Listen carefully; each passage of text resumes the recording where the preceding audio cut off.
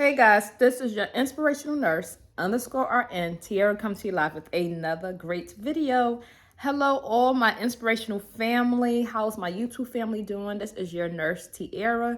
I am your formal LPN, medical assistant, volunteer, EKG check, phlebotomy, all of it, y'all. I started from nothing and worked my way up. This inspirational channel is inspired to inspire everyone to be the best version of their self, regardless of your experience and your status in nursing or healthcare. So today's video is the do's and don'ts of a unit manager. Now, for those who are super interested, I don't know what God keep ministering to me about leadership. And so I want to get this video out. It's been a while, so I want to give you guys this treat. So stay tuned. Let's jump straight into the video. So what are some do's and don'ts of a unit manager? First of all, a unit manager responsibilities is to operate the entire unit from the nursing aspect of it, guys. I'm talking about making sure that the patient care has quality, making sure that they build an amazing team and maintain retention, because you guys know nurse retention is a challenge. So most managers now are spending their time working on the floor, helping out their team in that way, and stretched so thin, guys. I mean thin. So let's talk about it. So what are some of your do's and don'ts of a unit manager? One of the don'ts is you don't want to favor anybody on the nursing unit. Now, you may come up to a team that has already been established. I had that happen when I have been in management, and I'll go into a job and the team has already been there. They already been established. You already have your senior nurse and the nurses that's just getting there and getting comfortable. And so some people will automatically attach themselves to you when you're coming in as a manager, and they want to tell you everything. They want to jump on you about their pay and things that they don't like. So being a manager, y'all, period, y'all, I give shout out to all my leadership on this channel, because y'all know, I know how hard management work. I'm telling you, I know. I've been behind the scenes. I have both perspectives now when I'm working the floor and I am a manager myself. I know what it takes to be awesome, and it's so challenging, guys. So you do not want to favor anybody on your team, right? Because you don't know what the person's motive is behind them trying to be nice to you, right? I had staff buy me lunch before. I had staff do nice things for me. Or, as soon as I come in, they hook on to me, and I can tell the ones that have the most influence on the unit. So there's always going to be nurse politics already happening, right? Meaning there's people on your unit, they may be CNAs. I remember working in hospitals where the CNAs had the most influence on, I'm talking about in a hospital, on a unit, guys, running the thing, like telling management who they should hire, telling, nurses, trying to tell nurses, their jobs. And you're like, oh, excuse me, yes. So you always going to have nurse politics, but you never want to make your team feel like they have to come against each other, because favoritism breaks up a happy team, guys, because you're favoring one particular teammate and not the others. So now the other teammates feel like the other person has a motive, right? When they're working with them, they're nervous to work with them. Then maybe there's a trust issue because they're getting close to you. They're not sure the conversations you guys are having. So one of the do's, guys, is when you're making any change as a unit manager or you're implementing something, you want to do it all together. You want to announce it to everybody at the same time.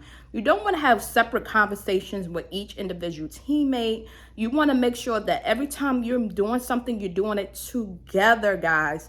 That would send a message that things are done together. Guys, even when my mom passed away, y'all, I had all my brothers and sisters and everybody that's important in my family on one Zoom call, and I made sure I gave the details and everything, because I didn't want anybody to feel left out of anything, right? Because when you start to have separate conversations with people, then the communication, there's a breakdown, because maybe someone heard something different, the other person think they heard something different. But if you do it all together, everyone gets the same message at the same time, right? So that will open up a chance for people to share how they're feeling and the team as a whole rather than individually, right? So one of the do's, guys, you want to make sure that the ones that's been in the trenches and been working there for years and years and dedicated and committed to that unit. The first thing you want to do is make sure that you let them know how much you appreciate their commitment. I mean, some of these people that I meet, guys, these nurses and healthcare workers, they are dedicated. They've been on this unit working day and night, day and night, day and night, day and night, day and night, day and night. And so the first things I try to do is recognize that work.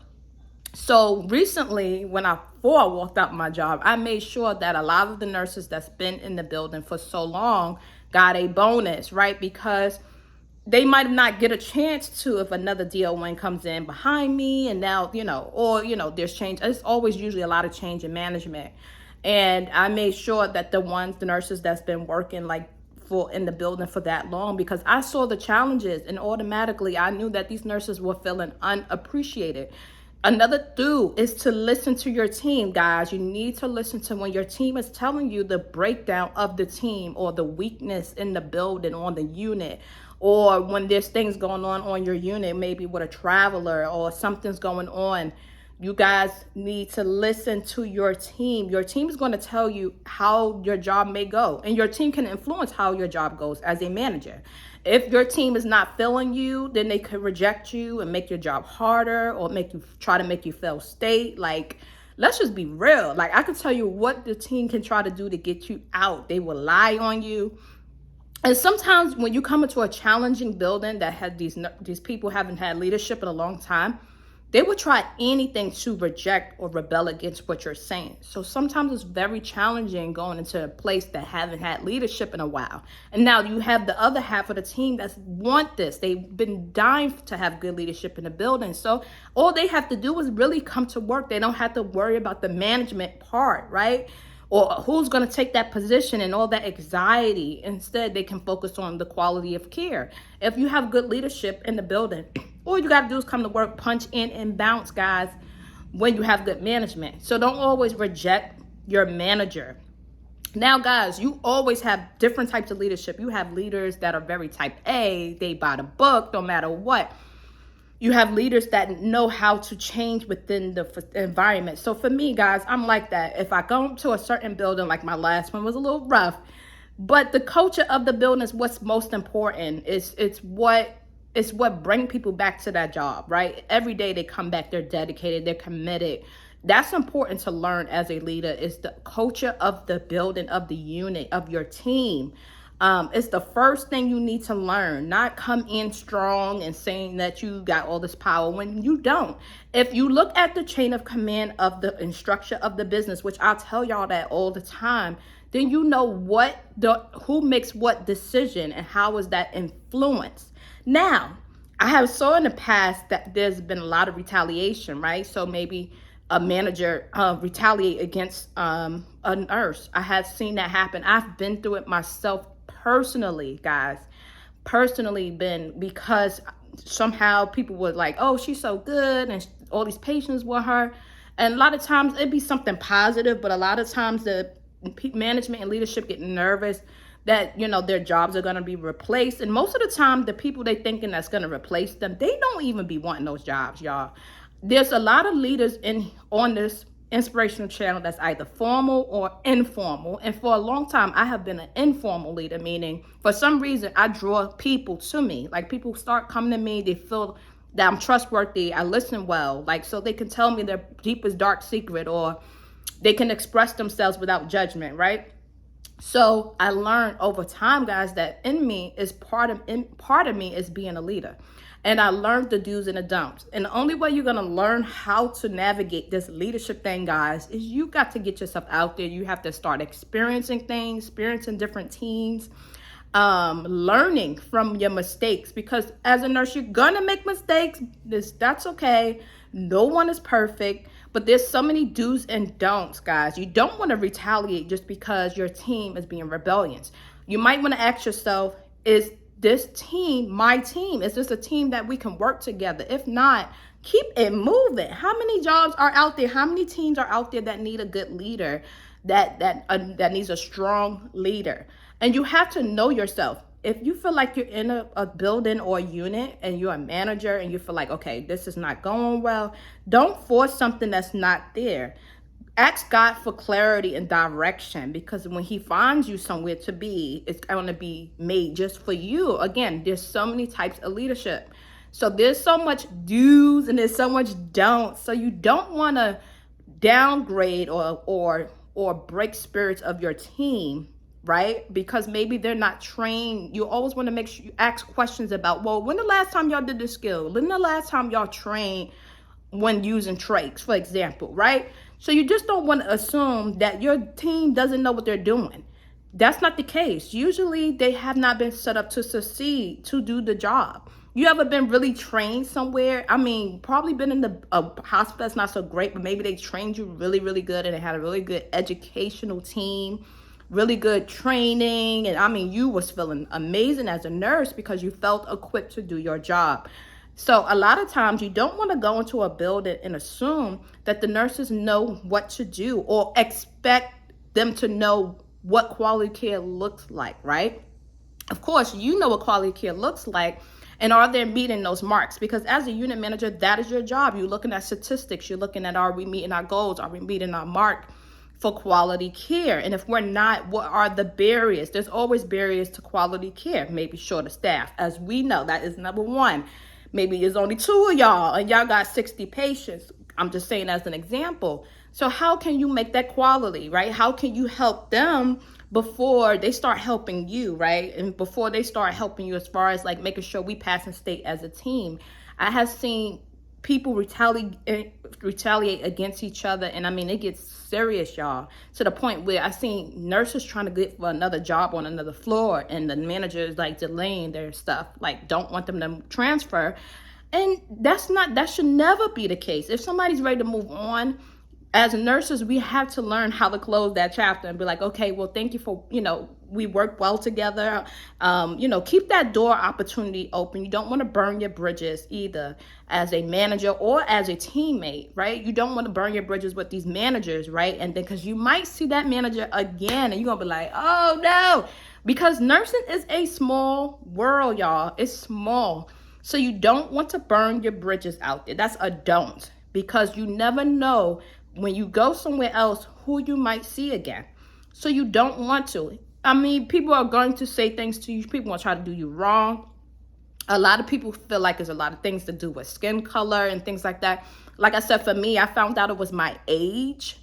And people was feeling really threatened where I was working at. And at the time, I was just a new grad, really having a good time working in COVID, met so many amazing patients, did some amazing things. And to them, it was a threat the whole time. And I did not even know that I was even a threat until someone told me, And so they started trying to delay me transferring to a high level of care and working in step-down ICU or ICU. Like they wanted to keep me in med-surg because they said I was so good at it. But when I asked to be preceptor and teach, because I love to teach y'all, they was like, oh, can you watch them? I mean, can we talk about that later? Again, as a leader, is you don't want to not inspire your team to be their best versions of themselves. You want to encourage and inspire because they're going to want to do better. You ever been somewhere as a nurse and you feel really good about yourself when you're working there and you're like, oh my God, I got to research this topic. I got to dig deep. I got to do this. I got to do that. I got to get my master's in this. That's what nurses are. You guys are a superhero. So you guys, if you are inspired to be a better hero, you're gonna do that times 3 and better, right? Because that's what's installed in us to do. As healthcare workers, we're good at doing that. So you want to inspire and encourage a team to be at the best version of yourself. And you start by asking questions. You start by observing before you go into a building or a team that you don't know. Because even though it might look like they don't have a leader, politics-wise, nurse politics is they do have a leader, might be an informal leader on the unit, which you're probably going to meet your first couple of weeks of being there. You're going to learn, okay, this person has a lot of influence on the team. If she tells them to do this, they'll do it, right? So you want to have a relationship with that person, learn, okay, from that person, because as a manager, you can learn from anybody. And I'm going to say this again, as a manager, you can learn from anybody. You can learn from a housekeeper. I learned things from housekeepers. I learned things from people that's not even in nothing clinical, you'll be surprised who will help you, right? When they see that you're a good nurse, they'll love to help you so you don't drown, right? Because if your team rejects you, and they'll make you want to drown, they make you want to drown in your work. They'll do things wrong or things, but they won't be so, with compliance. They won't meet their compliance, right, with education, and they won't do their stuff. And now you're looking like a bad manager because you can't maintain your team. But that's not the case. So it's all about communication. That's a do. You do want to know how to communicate with people. So whatever message that you are laying, they understand, they convey that message. It takes two people to have a conversation, and you need to learn how to be an active listener. That's another do. Active listening is different from, I hear you. I have family members that say that to me all the time. I couldn't stand it. I hear you. I'll be like, do you hear me or do you hear me? It's a difference between listening and actively listening. Actively listening means that the person is engaged with your conversation. They're like, oh, okay, yeah, and you get a little bit of feedback, a little bit of head shaking or whatever. Active listening is so important, to pay attention and listen to what the team is saying to you, and then finding out what is the company's weaknesses and what are their challenges and what are their goals and what they're trying to reach, and see if it's maintainable. Is this something that you can reach? Because some people set goals that's so high no one can reach, and everybody who steps into that manager position feels like they failed, because now some managers are not even trained or set up or equipped to run a whole team. So they're learning on their own. A lot of things in nursing is self-taught. As you know, in nursing school was the same way. So respect your managers when you see them, right? Because you got to know what goes on behind the scene. Let me tell you what goes on behind the scene. It is a lot. I was working 7 days a week on the cart in my office, on the cart in my office, on the cart in my office, sun up to sundown, the sun up to sundown, holidays. I was dedicated. I was working so much that my team did not want me working on the floor anymore. So they start kicking me out. Okay, they told me to go home. And that was an eye-opener for me, because that means they were watching me. They're like, okay, this girl's dedicated. She's here with us every single day. And I had nurses that would cover so I can have a vacation. I was able to go to Vegas for like a week for my birthday. And they're like, get out of here. Why are you still here? Because I'm a nurse first. Always, and I don't care what management position you have, you always a nurse first. So if your team is drowning, that means you drowning. So your meetings and all the other stuff can wait. But when you're a new manager and you don't know what, like if you're not equipped to be a manager, like they're not training you right or whatever, you feel like you have to do like the tedious task things as a manager. But as you start being a manager for a while, you start to learn what's most important, what's not. Time management is everything when you are a manager. That is a do. Time management. Nurses want their money on time. They want their bonuses on time. They want their whatever they're supposed to get on time. You still need to manage. They don't need another teammate, another friend. A don't is making friends with your team. Like if y'all sisters hanging at a club, right? These are your teammates, your co-workers, right? You are the leader. So they don't need another teammate. They need a leader. And a lot of times that's what they want. It's just like parenting. Our kids is not going to tell you that they want parents. They're not going to say it, but they want and they like to have leadership in the house. So they know what to do and what not to do. Again, make sure as a leader, as a unit manager, you are very fair. If you are disciplining one person, you need to discipline the other. There's times, again, where I see managers get lazy and they do not investigate. They just make allegations go out on a unit, right? The one that has the most influence on the unit is like, yeah, she did it. Again, managers take the word of the team on the unit without investigating. There's always two sides of a story.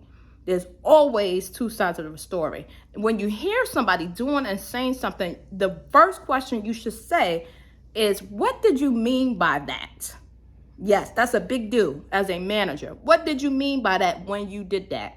Or if they didn't do something, is there a reason why this task hasn't got done? Not assume that they just didn't do it because they didn't feel like doing their job. No, Is there a reason? Because there is always a reason why something doesn't get done. But if you don't ask the proper way, it doesn't engage the conversation to happen for that person to tell you what is really, really going on the unit. Another thing I do as a unit manager is you need to make sure you're rounding on your unit. You need to know what's going on behind closed doors, right? When you're behind closed doors, you don't see what's going on the floor. But once you start rounding, and during the actual, when it's most busiest, to see the things, the barriers to quality care. Maybe you see your nurses and they have to walk all the way somewhere to get some supplies, or like where I was in another building, guys, when they only had 2 nursing cold carts and they have 5 nursing units, and the skill unit didn't have a cold cart. I'm like, what are we doing here? But they was practicing so old school. I was like, okay, this is not going to work for me, because I need my patients to not die. So I built the crash cart out of scratch and put it on that unit, gave them a new AED, ordered everything fresh. Again, because to me, if there's a code on the skill unit, most likely it's going to be the skill unit. They shouldn't have to travel to a whole other side of the building to get a crash cart, right? Delay in care. So when you are rounding, guys, you need to be checking for barriers of quality of care. Maybe the phone is ringing. Nurses is this. You ever walked the hallway when everybody is not even on the floor? They all in rooms feeding people, changing people, and you're like, okay, bells are going off, phone is ringing. So I need to get me a unit secretary. I need to hire me a PCA or whatever. You need to look to see what is the barriers keeping them from giving quality care, because most of the time people want to give quality care, but if they don't have the equipment that they need, or supplies, or anything that they need to make sure they have good care, always as your manager, unit manager, you should be rounding anyways to see your new patients. Anytime you have a new admission or there's a customer service issue, you need to make sure you show your face in that room and say, good morning, my name is so-and-so, because people won't forget. And you say, hey, this is how you contact me, just in case there's a issue. That will give your new admissions security that you got this, right? And you are observing things and you're paying attention. And if they have an issue, they know who to come to. They know chain of command. They know that they have a charge nurse on the unit. They know that there's nursing 24/7. You ever been a patient, ever been in the hospital? You maybe never been in a hospital in a long time, or never been hospitalized, and it's the first time you have to go to rehab or something like that. And now you're looking around, you don't see any nurses, you're calling your call bell, you're getting scared because you don't got the strength to get out of bed, or whatever the case may be. Can you put yourself in those patients' shoes, right? Because let me tell you, they need security. So as your unit manager, your job is to secure them with your words and letting them know that, hey, I am here along with my team and we will take very good care of you, right? And always try to rectify issues that might come up. Just say, hey, and orientate your patient to the room. That's so important when you get in the mission, especially as your unit manager. Just say, hey, did your nurse go over how to use the call bell? Did your nurse go over how to, not to get up before you, call for help? Did your nurse go over, just making sure you letting them, orientating them to the environment, because they are new to your unit. So they don't know. Each unit is different, guys. I've been in a hospital where you go to one floor and it's so laid back, chill. You go to another floor, there's a zoo. I tell you, every unit is so unique. So whatever uniqueness happens on your unit, you need to share that with your new admissions, right? Also, you do the same when you have a new employee. You keep up with that new employee from the time they get in there. Just say, hey, at the end of the day, I would like for you to come to me and I want to discuss your progress. I want to know what have you got done today, what you was unable to do that might be on your checklist that you need to do on your training. Right? Because not all the time, sometimes we have that checklist, y'all, and we don't get everything done on that checklist, right? Some people just be checking. Me, I was that type of student where if I didn't do it, I'll say something. I'm like, I didn't get a chance to do it, and push for me to do that before I put my name on that initial and say that I've done it. So you want to keep up with the new employee. Maybe they have anxiety. Maybe they're scared. They're like, okay, I never been in this building before. I don't know where I'm going, right? So you want to orientate them to the building. You want to make sure they feel safe. You want to reassure them that, hey, you made a good decision by coming here. So we're going to take care of you. We're going to make sure you're okay. and walk them through it. Just think of yourself as if you was new, right? Coming into your busy unit. And how would you orientate that new employee, or how would you keep up with the progress of that employee, right? Because sometimes we think as managers, we have idea people that we put our new employees with, right? So like the last building I was in, I was creating a new team, a new training team, which would be more my senior CNAs, my senior nurses that love to teach. I only want people passionate about teaching and training, not because she can do the job well. Because some people who do the job well, they don't even be wanting to be teaching nobody. They like to just come and do the job well. And then you have people that is really interested, that want to teach and they want to train. So I was willing to put together a new training team and have people actually volunteer. And I had so many volunteers, but I didn't get a chance to stay that long because y'all know my last video, it didn't go that well. But anyway, I wanted to make sure that the employees have the best experience coming in, and I always follow their progress and say, hey, come to me, talk to me. Did you have questions? You look concerned. Is everything okay? Because you don't know what's going through that person's head when they come through that door, and it can be scary to them if they're new, especially if they're a new nurse or a new healthcare worker that never done the job, and now they're learning the job and in a new environment. So much anxiety, y'all. So your job as a unit manager is to ease a lot of anxiety. So I recently had an ICU interview, y'all, and they was asking me about anxiety. So I haven't got asked that question before, like, what do you do when people have a lot of anxiety, right? And I said, just be present, because your presence is everything, even to your team. When you come in the morning, the first thing I did when I came in the morning, guys, is I hit the floor and I say good morning to everybody, and I talk to my nurses right away, and I say, good morning, how's your day going so far? Is everything working? Did anything break down? Is the printer break down? What's going on? Are we having an early morning admission coming in? Did anything happen overnight that was reported? And they tell me right in the morning, like, good morning, yeah, everything is fine. Or they might say, hey, we needed to reorder this medicine, can you help us with this? I always checked on my team first, because they are priority to me, right? Seeing a face in the morning time and saying good morning. Now, I'm a morning person, right? And as managers, just be known, if you've never been a manager before, there's so much work we have to do. Oh my God, just for the operation of the nursing operation, period. All the meds and all the MARs and TARs and wound cares and managing everything and all the employees. It's a lot of work. So when a manager is busy, give her space, or him his space, because let me tell you, they need the space to be able to get their work done. I remember staying after hours just to do interviews. I'll do all my interviews at the end of the day. I will call my prospect up. I had an interview book that I logged every conversation in details, where they live at, where they coming from, if they've been here before, if they're rehire, new hire. I kept a log of every detail, right? So that way, when I called them back to see if they made a decision, I'm like, hey, I remember so we spoke on Friday at this time, and you stated da-da-da-da-da-da. Did you make your decision? Like, so the follow-up is good, because I have logged information, personal information that we discussed about the position over the phone, right? And I asked questions about good interview questions, because as a manager, you're going to be interviewing so many people. That is a do.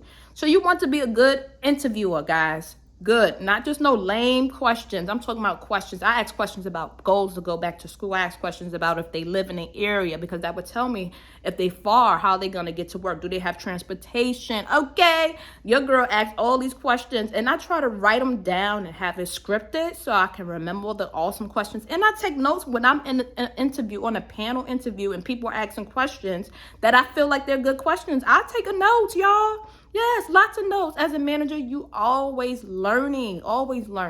So I will take notes of awesome questions that I think that matches that position. Ask questions that match the position as a manager. If you're hiring a PCA, it should be PCA questions, CNA questions, LPN questions, RN questions.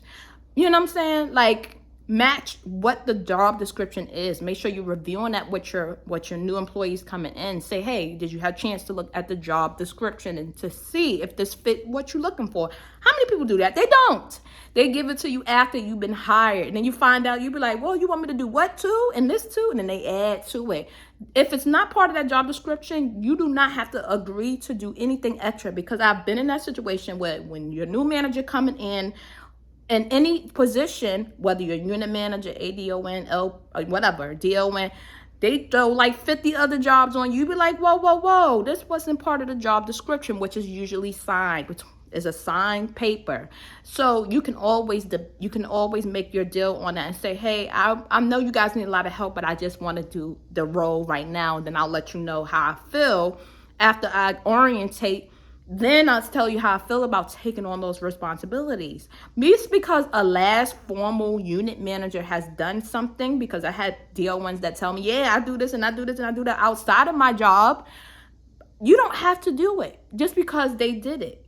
You don't have to be like them or feel like you have to do that to get the job. If you feel like you got to do that to get the job, guys, then that job is not for you. I'm sorry for this video being this long, but I want to give you guys the tea on this, because there's so many leaders out here, so many leaders looking for a team, a home, and it's hard. Maybe God one day might bless me with my own business and I already be staffed, because I got so many people that follow me because they know good leadership and when they see it, and they call me all the time from jobs I had like 2-3 years ago, right?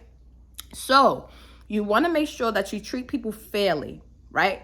You want to make sure you hear two sides of the story. Get your witness statements. Make sure that you're doing a full investigation and you're not shorthanding your teammates because you're being lazy with your investigation, right? When you're talking to someone regarding an issue that is big, is huge, that might cause conflict or physical harm or anything crazy, you want to have a witness in the room when you're talking to that employee. You don't want to talk to an employee while they're hot and they mad and they pissed off and they're cursing and screaming and crying. You want to give them time to cool down, and then you want to sit with them with a witness and just let them know why the person is there. Don't just have a random person sit in a room and you don't know why. Say, hey, this person sit in a room as a witness to what you're saying, because we want to make sure we hearing you clearly on what's going on. That will give the person comfort that, okay, there's a witness in there. Okay, and that also will cover you, because there's a lot of times miscommunication happens, right? And then people go out and they gossip, and I hate gossip because it destroys a lot of people's passion and desires to be on that unit, because they listen to it and they believe it and they go, yeah, that manager is firing everybody and doing it, and when it doesn't even be true. But if you're quick to, instead of taking the time out to go meet your leader and say, hey, I just want to take 5 minutes to speak with you. I had people write me letters before and tell me what they desire and what they need and what they want from me. And that's okay too. I was an open door leader, not one with the door closed all day. I was the one with the open door, letting my team know that I'm here with you. I'm in the trenches with you. If you drowning, I'm drowning. I got to get us out of that, right? And be realistic with your goals, guys. Don't set goals that's non-realistic. That is a don't. It will set you up to fail. When you get into management, you take your time with your craft. You learn your craft. You take your time with it. You do one goal until that's completed. Jump on the next goal until that's completed, because you will have a lot of false hope out there on your team. And they're thinking that you're going to get all these amazing things done in such a short time. And reality is that doesn't happen. Managers have like 1,000 meetings. I remember, oh my God, having thousands of meetings, thousands of phone calls, catching up on customer service things, catching up on the budget part. All types of stuff, right? So y'all need to respect that part of it, right? So anyway, I hope this video wasn't too long, y'all. It's so many do's and don'ts of a unit manager or manager, period, that doesn't teach you in nursing school. And when you get out there and you desiring to be one and you learn from experience, then it forms what kind of leader you started to become. Maybe in the beginning you was a little too open. Now you're a little closed off. You have your reason, you have your guard up, or whatever the case may be. But it will definitely form what kind of leadership skills you have, and how you convey messages to your team, and what kind of person are you. Are you a shady leader? Are you the leader that just follows whatever the vice president or somebody tells you to do, even if it causes the patient harm or cause the team harm, right? What kind of person are you? What kind of leader are you, right? I know for me, I stand for what's justice, what's right, and what's fair. That is just me. I can't stand somebody not get treated right or fairly. Why? Because I've been through it personally. So it hurts. It's a personal thing, right? So it will definitely form what kind of person I am. And if I know that there's some place where I'm not welcome, I'm out. That is okay. There's so many jobs out there, y'all. So don't get your hopes high and get your heart crushed every time because something doesn't work out. God is always going to open the doors for something else for you. He's going to do it. And what's going to do it is your faith and your obedience in God. Because sometimes God is telling you to leave a job and you're still there. And he's like, what are you doing there? And then all these bad things are happening. You're like, why is it happening to me? And God is like, I told you to get out. So you have to be obedient and keep your faith. And that's what manifests your open doors and your opportunities and your blessings. It's by your faith, your anointing, your obedience, right? When God tells you to do something, you got to do it. You cannot be like, oh, well, this is my family. Because nursing is a business, guys. I think we take the business part of it and healthcare part of it, and we like, oh, but that's my family. I worked with them for 6 years. But if God has a better opportunity for you out there, I don't know who I'm talking to, maybe this is your time to go. That's okay to cut that cord and start a new chapter, because there's so many other people that need you, other teams, other patients that need your care. So go out there, make change. It's okay to leave a family behind, because I'm sure you guys are going to cross paths in the future. You never even know. So listen. This is your do's and don'ts of a unit manager, tips and strategies. I'm spilling the tea. Y'all keep watching, and I'll see you guys definitely on the next one.